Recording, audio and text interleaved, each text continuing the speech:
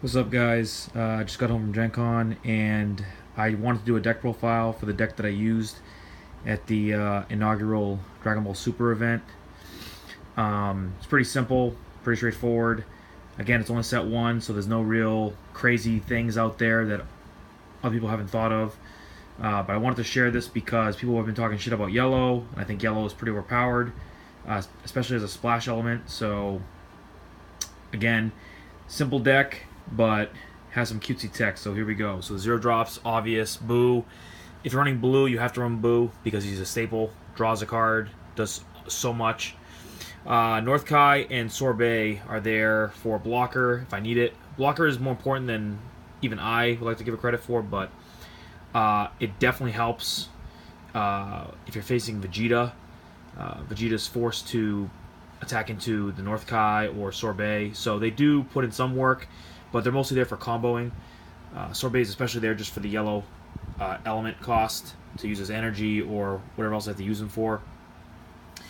The only staple I would say that would go in every single deck are the 2-drop pumpers, the ones that are per element. If your leader is blue, red, blah, blah, blah. In this case, it's Piccolo for blue leader. I would say that this is a staple times 4 because it does so much, especially towards the end of the game. So that's pretty obvious. I'm not really a fan of this Champa to give double strike, and I would probably cut it to 2 now. I am going to cut it to 2 and probably put in another Beerus 4-drop. But it's good. I don't think it's a staple necessarily. But it definitely helps at certain points in the game. Being off element does hurt a little bit, but it's still worth taking up at least 1 or 2 slots. The best 3-drop in the game and the best 4-drop in the game, in my opinion, are right here. So Vegeta and Mecha Frieza, I think, are the best 3 and 4 drops, respectively. Vegeta does so much, it just pecks at your opponent, forces them to combo, otherwise they discard a life. Especially crucial late game. It forces them to do things they normally wouldn't do. Sending with Mecha Frieza.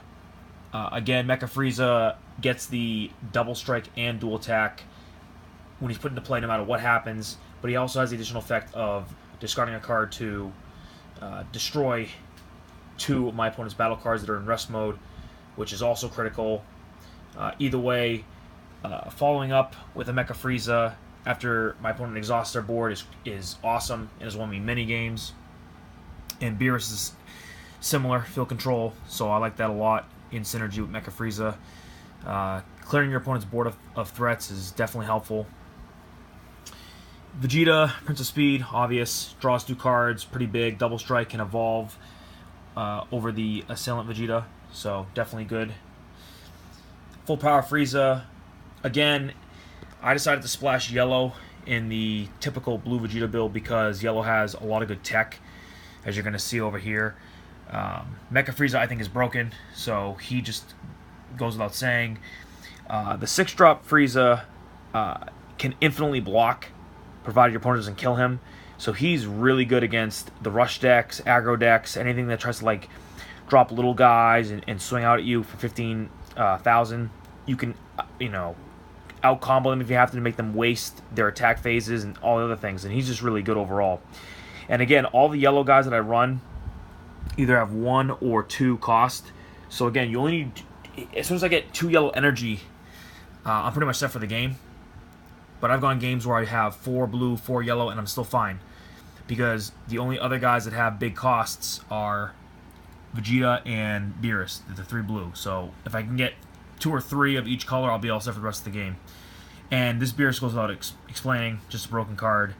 Again, Godbreak Goku's better than I thought he was. He's really good. I might take out a Beerus to put in a Godbreak Goku because he's just really good late game.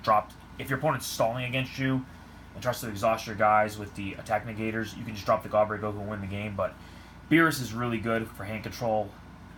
Dropping a Beerus and then dropping a Mecha Frieza the next turn is critical because it screws with their hand. And if your opponent has a little hand, they can't out-combo you, so that's the point. Objection, no reason not to run it. It ramps your energy.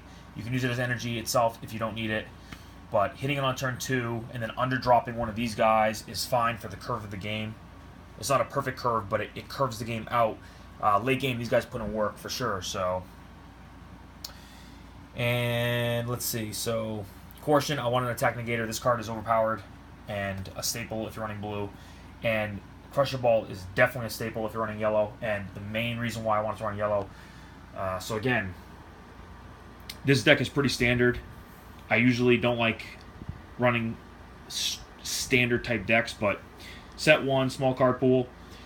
I didn't see many people talking too highly of yellow as a splash element, so I wanted to try something different. This deck is really good, really consistent. I love playing it. I think it has a lot of overpowered stuff in it. It works really well. Some of the combos that I was using all weekend were keeping a Crusher Ball in hand, especially at the late game. If they drop a Beerus or a Godbreak Goku, you drop a Crusher Ball in response.